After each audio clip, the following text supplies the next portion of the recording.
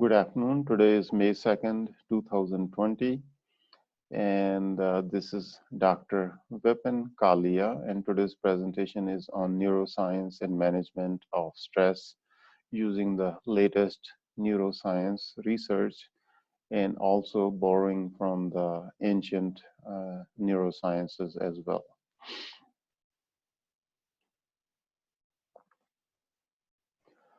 Um,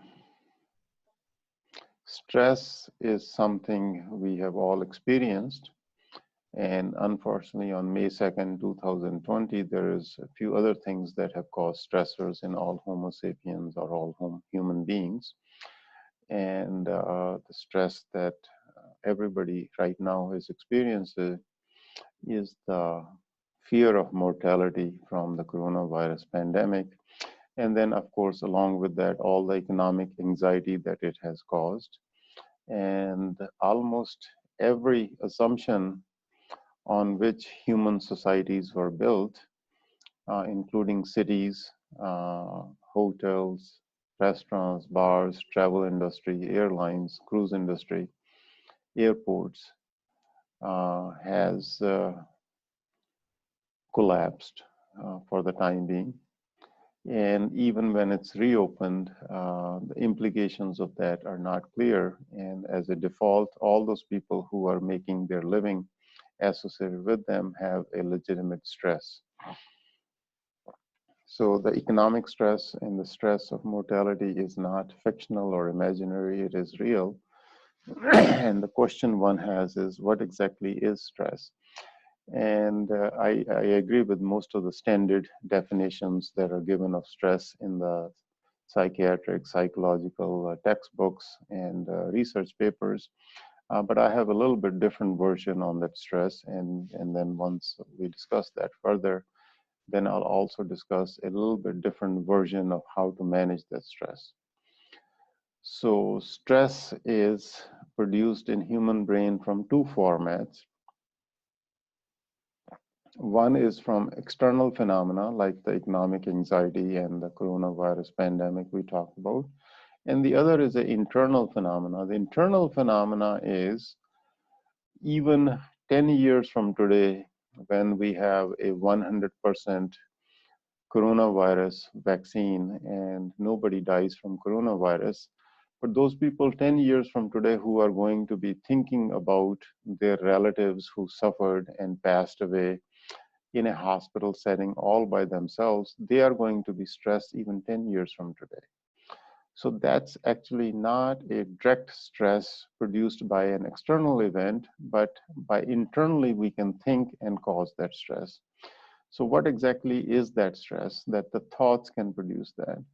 Well, one of the unique phenomena, as far as we know, probably only Homo sapiens are capable, but in reality, other animals might also be capable. So I'm going to do a little divergence from here. We know that when elephants lose a child stuck in a pit or in a mud pit, they actually stand there for multiple hours and cry, and you can see tears coming down their eyes. So clearly they are feeling some level of stress and grief, and what they are thinking, our neuroscience is not fully evolved yet to interpret the thoughts of animals and other mammals and primates. But we know that the neocortex, or the new part of the brain that we all mammals share, is largely shared with them as well. And of course, we primates have a little bigger neocortex, a bigger part of the brain, and our prefrontal cortex, the front part of the brain, is a little bit bigger. So that's where uh, that common themes that we share with other animals also come. But nonetheless, back to the Homo sapiens. So what exactly happens in stress? How are we able to stress ourselves just by thinking certain thoughts? So I'm going to kind of walk you through a certain thought process. So let's say the year is 2035 and coronavirus is largely gone phenomena. But you're sitting and thinking about your grandma who passed away in a nursing home all alone, and even proper ceremony, funeral ceremony could not be done, and final rites could not be done. At that time, it is a real thought process and a sad process for somebody experiencing it, and a genuine physiological phenomena. So I'm going to share again a brief parts of neuroscience, and we already discussed that to some extent, but if not, we'll discuss that. The lower part of the brain is the reptilian part of the brain. The middle is the mammalian part of the brain, which we share with mammals. And the upper part of the brain is the neocortex, or the new part of the brain. And in the new part of the brain, the front part is the prefrontal cortex, which is essentially what makes us humans. And then there is the motor and sensory parts over here, and then the occipital part, back part of the brain, which is controlling our visual processing and so on and so forth. So the prefrontal part of the cortex is what makes us conscious in terms of our conscious thinking and a reasonable thinking and executive thinking. Now, conscious doesn't mean being awake. There are many other parts of the brain in the brainstem that are in charge of that. So when you are thinking those thoughts in year 2035 of your grandma not having had a proper funeral in 2035, even thinking those thoughts, you are able to activate the sympathetic nervous system inside your body. And I'm going to again do a brief divergence while discussing stress. The brief divergence is the prefrontal cortex part of the brain that makes us humans right here is only able to process 400 bits per second to about 2000 bits per second of information.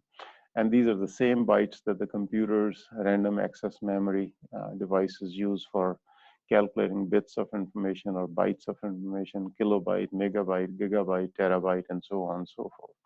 So the prefrontal cortex is not really that capable of processing a lot of information. However, in the other parts of the brain, there is simultaneously about 4 billion bits of information being processed. And the range I gave from 400 to 2000 bytes per second is based on which neuroscientist is calculating the processing and what underlying assumptions he used. So we can, on the average, use a figure of 1000 bytes per second average figure. So the prefrontal cortex can only process about 1000 bits of information per second. However, at the same time, your prefrontal cortex is processing 1000 bits per second. The other parts of the brain are processing somewhere from 4 billion plus bytes of information. Now you might ask, well, how many bytes of information does it need to process? Just imagine while we are conscious, some part of the brain is keeping track of how much oxygen saturation you have, how much carbon dioxide you have in your bloodstream, how fast your heart rate should be, how fast your blood pressure should be, what should be your glucose concentration, what should be your blood concentration. So all those parameters are being measured subconsciously, but none of those parameters are coming to the prefrontal cortex's attention. Otherwise, your prefrontal cortex would be quickly overwhelmed and would become dysfunctional, and we see that in the hospitals all the time. So when you are thinking stress and experiencing stress purely from thoughts, our brain, unfortunately, is a one-trick pony. The part of the brain that helps us with flight and fight can be also simultaneously activated while you're thinking stressful thoughts. So you could be sitting in a perfectly comfortable environment in an air-conditioned building in a comfortable room temperature and have a 5-star meal served to you and yet be absolutely miserable. And I'm going to use a historical figure to share that example. Princess Diana had zero physical discomforts. However, her life was made a miserable hell by the thoughts that she was able to process in her mind. In essence, she didn't have to be a victim of the paparazzi or the photographers or news journalists who would hound her, but she chose to become a victim of all those circumstances, and history of her life is well documented. So that's how you can, by just thinking thoughts. So let's take that uh, continue with the stress discussion. So those 1,000 bits of information that the prefrontal cortex is capable of managing rather well, if you only supply about 800 bits, and remember this 1,000 bits is an imaginary figure we picked from a range of 400 bits per second to 2,000 bits per second based on the which neuroscientist does the calculation. So assume we have arbitrarily agreed with the figure of 1,000 bits per second. If your brain is being supplied only with about 800 bits per second, you're relatively happy. If your prefrontal cortex is only getting 600 bits per second, you are even happier. The lower the amount of electrical energy the brain prefrontal cortex has to process, the happier you would be. That means lower would be your sympathetic output feeding into those thoughts. However, the moment your thoughts exceed, for example, if you have to think about, worry about paying your rent and your mortgage is due and your car payment is due and your car insurance is due, but you really don't have any money left over for buying the groceries. Now, pretty soon your sympathetic nervous system is going to be activated and there are going to be higher number of thoughts per second that your brain has to process. And brain, again, as we mentioned, is a one-trick pony. The same sympathetic nervous system that's used to defend us against wild animals attacking us is the one that's going to get activated. So what is going to happen in that stress phenomena is your blood pressure is going to shoot up a little bit, your heart rate might go up a little bit, your breathing pattern is going to change, your skin conductance is going to change, your speech pattern is going to change, and your pupillary diameter is going to change. However, along with that, a phenomena that has not been well understood in modern psychological research, but is partially explained by latest neuroscience, but has been well studied and well understood in ancient neuroscience. But I think it's a real well documented phenomena. So, for example, there is a thought process called a dermatomal thinking, where there are nerves just like this wire that come out of the brain and they supply, for example, a nerve called a median nerve that supplies this part of the hand, and the ulnar nerve supplies this part of the hand. But most of us doctors are used to only thinking of those nerves they supply on a certain part, and there's a well-established pathway. However, most of the recent allopathic medical science and neuroscience doesn't really understand that extra electrical energy, when it's sent to the prefrontal cortex, can also be sent out into various parts of the body in a non-dermatomal fashion, which means not along a single nerve, but just diffusely. So those people who have suffered those kind of stress phenomena will well understand. Some people get these headaches in the front, some people get headaches on the side, some people get headaches in the back. A lot of people get these muscle tensions in the neck, muscle tensions in the shoulder, and some people get chest pain, belly pain, back pain, and all kinds of phenomena. So that's the kind of stress I'm talking about. So whenever you are either actually facing genuine survival challenges, like you're going to be evicted from your apartment or your house, that's a real genuine survival challenge. But when you're thinking in year 2035 about your grandma's funeral, there is no survival challenge. It is an unpleasant thought, but the sympathetic nervous system that's activated is the same. And with those thoughts, you're fully capable of producing headaches, muscle tensions, belly pain, chest pain, and full manifestation of stress. So the traditional psychotherapy, which are insight-oriented and cognitive behavioral therapy, do to some extent understand this phenomena, but don't really fully understand it, and neither do they fully implement the solution to that problem. Same way, modern psychiatry and allopathic medical science, which is what I practice on a day-to-day basis, doesn't really have a full grip on the phenomena that I explained to you, that how electrical energy from your prefrontal cortex can be sent to various parts of the body and produce these symptoms. And unfortunately, lots of extra medical procedures are done when patients come complaining to us about belly pain. We do endoscopy where we will put a camera through the top, camera through the bottom, and we keep doing it again and again because we can never find a real pathology. And then along with the real pathology in the United States, there is always a fear of litigations. And we as physicians don't really want to miss any of those underlying pathologies that could be causing the disease process. We keep repeating those tests.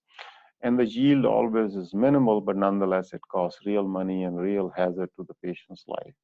So that's the kind of stress I'm talking about. Then along with that stress, I'm also going to share a theory that I have been working on for about 35 years, and that's called the unified theory. The unified theory I like because Einstein was working on a unified theory to explain all the laws of physics. Now, neither Einstein nor do I think that I'm of Einstein's caliber, but I also found fascination in his approach to finding an overarching theory. But in my case, question I had was, can you tie diseases like hypertension, diabetes, heart disease, strokes, obesity, kidney failure, etc., with a single underlying phenomena? And I think sympathetic nervous system plays a role in all of these systems, and we'll discuss this in much more detail. However, sympathetic nervous system definitely has a role in all these diseases. So while you are able to produce stress, and just like we talked, transiently you are able to uh, raise your blood pressure and heart disease. One of the observations I have made is that the sympathetic nervous system, if you imagine it like a thermostat on the wall, for example, if the temperature in the room where you're sitting is 67 degrees, and you decide you are going to go ahead, turn it to 72°F to keep the room comfortable, and then you decide, no, 72 is too warm, you're going to bring it down to 67. The room temperature doesn't really come back down to 67 immediately. There is a lag time by the time the room temperature comes down to 67. So that lag time is essentially where the sympathetic nervous system stays activated.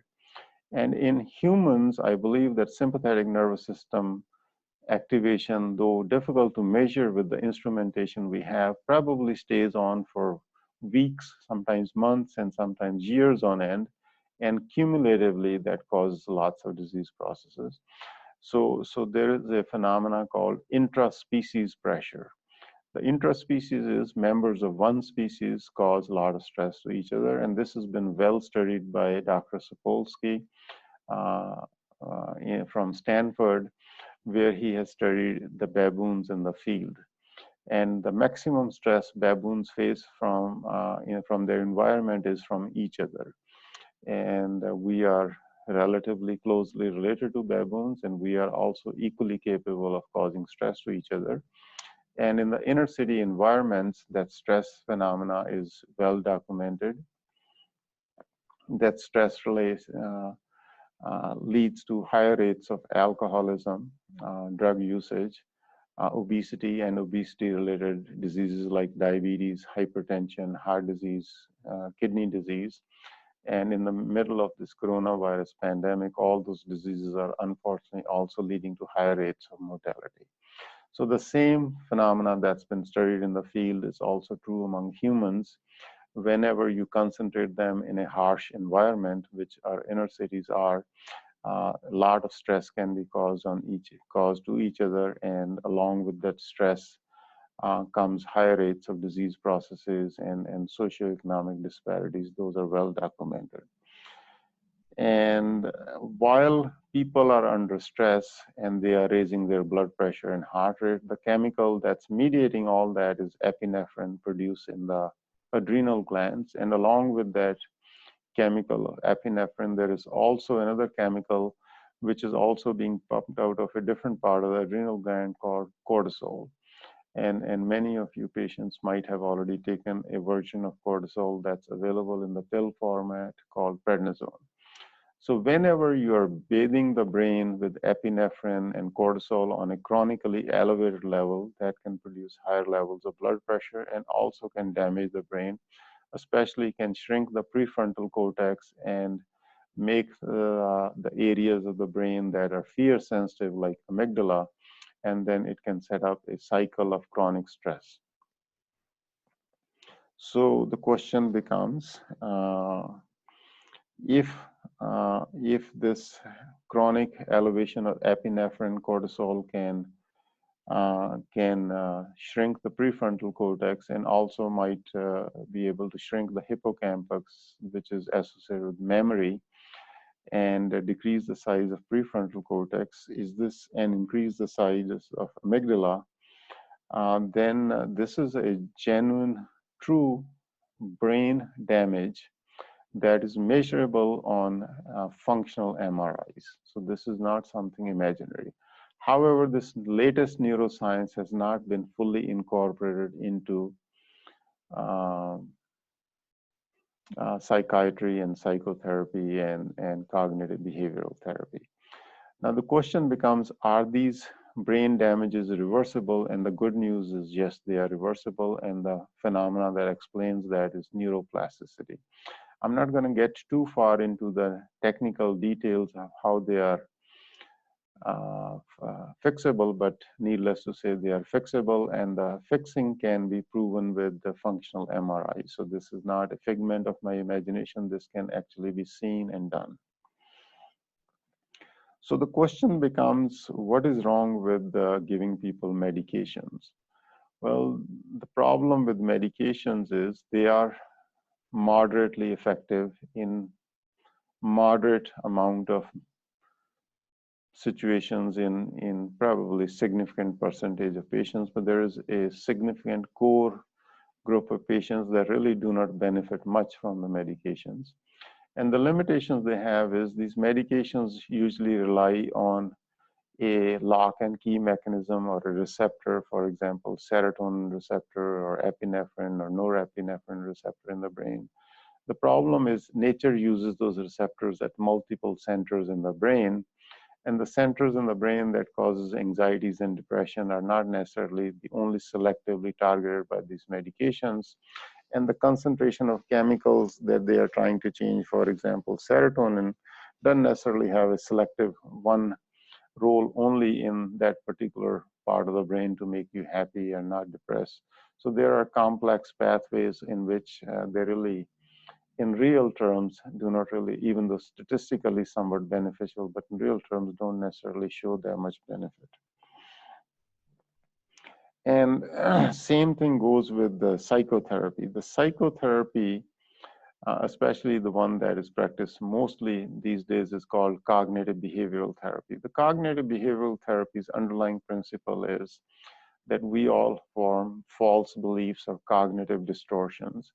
And those cognitive distortions are, if they are politely, diplomatically, but intellectually challenged, then slowly and gradually you would be able to dissociate yourself from those cognitive distortions. That sounds nice in theory, and statistically in good clinical settings, research settings, that can always be shown to be statistically true.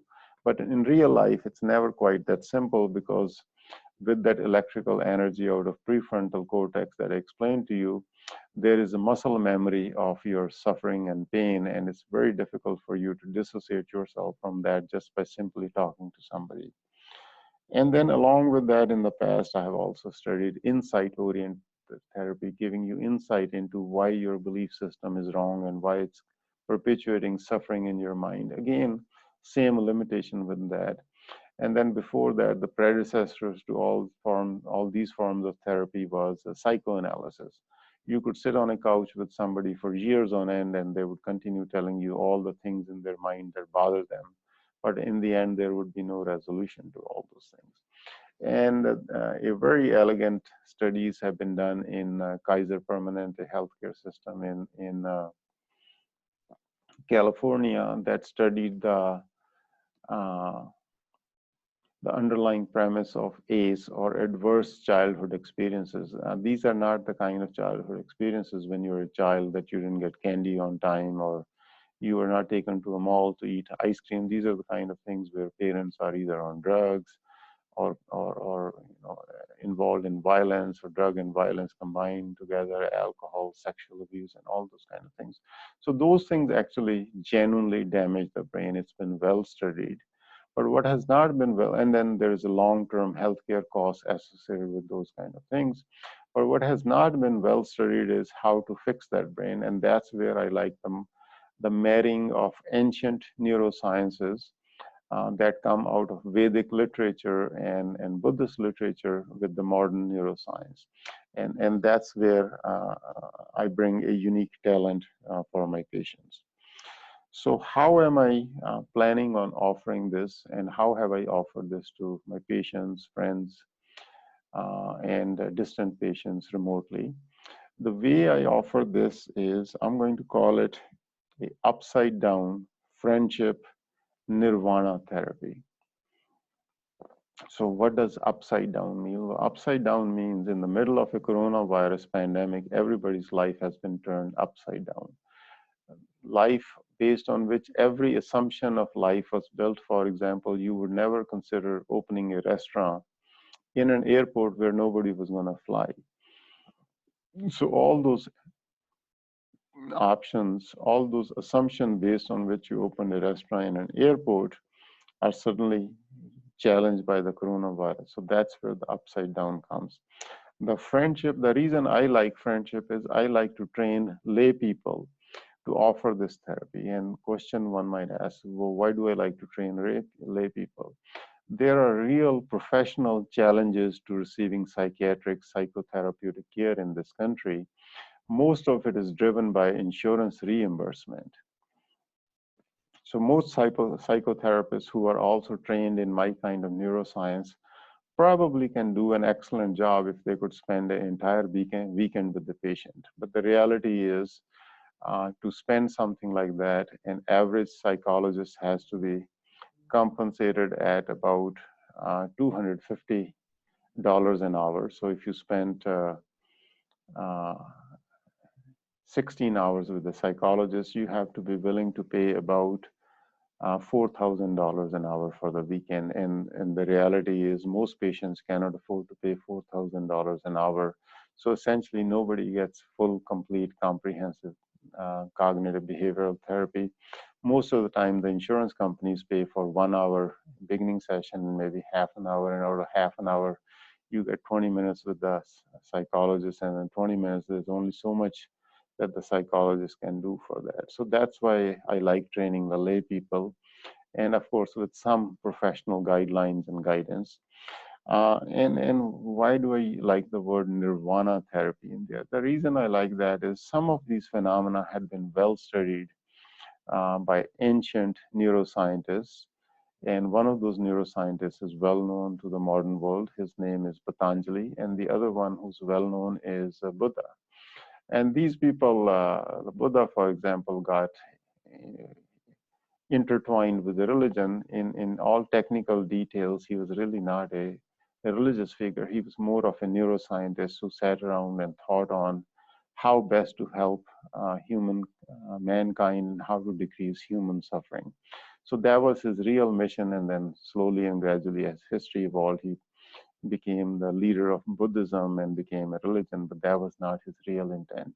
However, his thinking and his thought process can be replicated with functional MRIs nowadays and with the EEG. And I like that aspect. And there are probably 10,000 articles published under the heading of MBSR, or mindfulness-based stress reduction.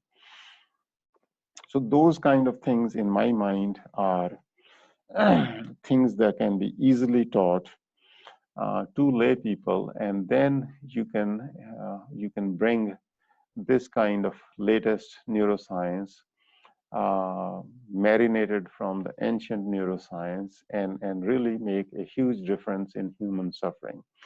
And after this economic upheaval that we are in the middle of it, there's going to be a huge surge in mental illness. and a lot more people are going to need mental health services. And the way a traditional allopathic model of providing mental health services is set up, it's not going to be sufficient and it's not going to be adequate. So that's the kind of service where I like training the lay people and having them practice it themselves and also help others. Of course, in this kind of a setting, you have to be willing to use acute triage. Triage means sorting out. People who are acutely depressed or acutely psychotic clearly are not the ones who you can leave to the lay people to train and make them offer them therapeutic, even if I call them upside down therapeutic services. So for those kind of people, you really need to put them under who are acutely suicidal or acutely homicidal or acutely psychotic. They still need to go to the traditional allopathic model of psychiatric care. But for others, clearly the allopathic model is not going to be sufficient in the number of people worldwide who are economically being displaced. So that's where I think my services would be extremely useful. And then there is a whole group of people who I have dealt with over the last 30 years who have been through traditional psychiatric care or are going through psychiatric care and do find it somewhat helpful, but not particularly that helpful. And they're really not that happy at the end of it. They are able to manage life, they are able to cope with life, but not necessarily reach a state of happiness. And exactly what exactly is happiness? And the modern English language really is limited in defining happiness. Happiness is not something you feel after, for example, having sex with somebody or having buying a new Mercedes or a Bentley or a Tesla or buying a big house or buying any item. Uh, the traditional Vedic sciences define that as Sat Chit Anand. Sat Chit Anand is really Sat means true, Chit means heart, and there is, not the physiological pump organism heart. I think they're referring to mind. And mind, now we know, are just neural networks in the brain. And Anand is not ecstatic and not unhappy, but somewhere in the middle, that you are in a state of freedom from unhappiness.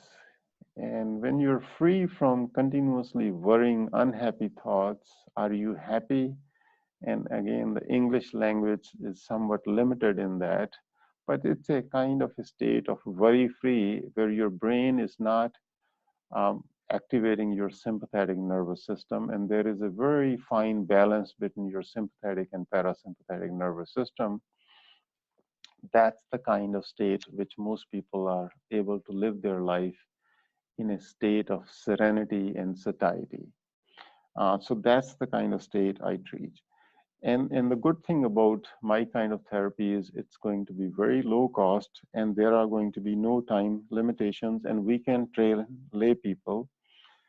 And however, we cannot call it or fall it under traditional rubric because the moment you call it a traditional therapy or offer it as a traditional therapy, then the cost goes higher and then majority of the people cannot take advantage of it. And the other downside it is people who are in rural areas, there aren't any trained psychologists, psychiatrists there anyway. So it is best to be offered remotely as long as people are properly trained.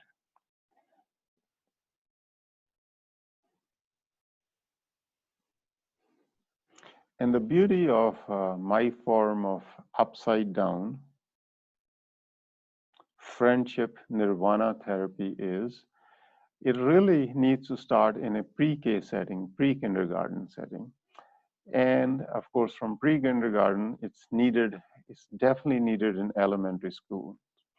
Little children are extremely capable of being cruel beyond imagination to each other and causing mental illness in each other.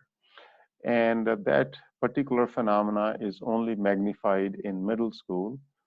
and fully magnified in high school. And those of you who are not quite sure what I'm talking about, who have read the news in the last 20 years of school shootings, would know that how unhappy children are capable of making each other, and where other children feel compelled to buy or steal a gun and shoot each other. So that's the reason this kind of therapy really needs to be offered in starting in the school, and then obviously throughout adulthood. We all have different challenges in adulthood, but then as we reach the age of 65 and above, there are different kinds of challenges that come. So this is my kind of nirvana therapy is well from the very beginning, pre-kindergarten, all the way till the end, last day of your life. And then question might become is, why not just offer it in the form of app? There are dozens of meditation apps out there.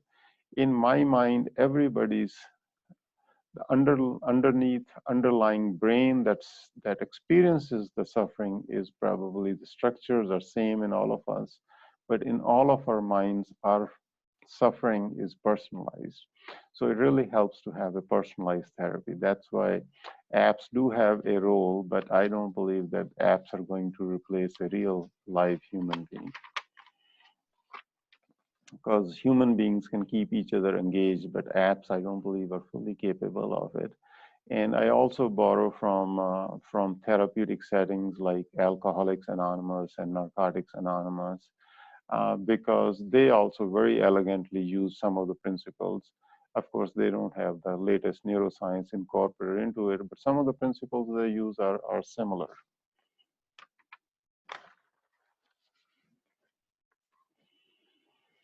And like we mentioned, each person's experience of the world is unique to themselves. Their suffering is unique, their personal suffering, their experience of the suffering is unique. And that's why it has to be, this kind of therapy has to be like a Rubik's Cube.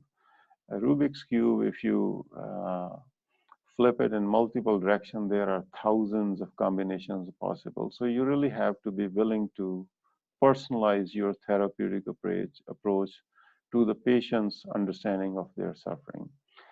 However, if it can be brought at a relatively inexpensive cost, then it has the benefit of huge uh, cost savings to the traditional allopathic care.